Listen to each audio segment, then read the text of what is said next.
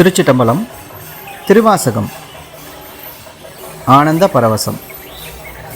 விச்சுக்கேடு பொய்க்கு ஆகாது என்று இங்கு எனை வைத்தாய், இச்சைக்கு ஆனார் எல்லாரும் வந்து உன் தாள் சேர்ந்தார், அச்சத்தாலே ஆழ்ந்திடுகின்றேன் ஆரூரியம் பிச்சை தேவா என்னான் செய்கேன் பேசாயே.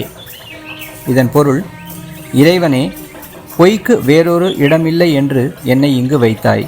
உன் மெய்யம்பர் யாவரும் உன் திருவடியை அடைந்தார்கள். நான் பிறவி அச்சமாகிய கடலில் மூழ்குதலன்றி வேறு என்ன செய்ய கடவேன்? திருச்சிட்டம்பலம்.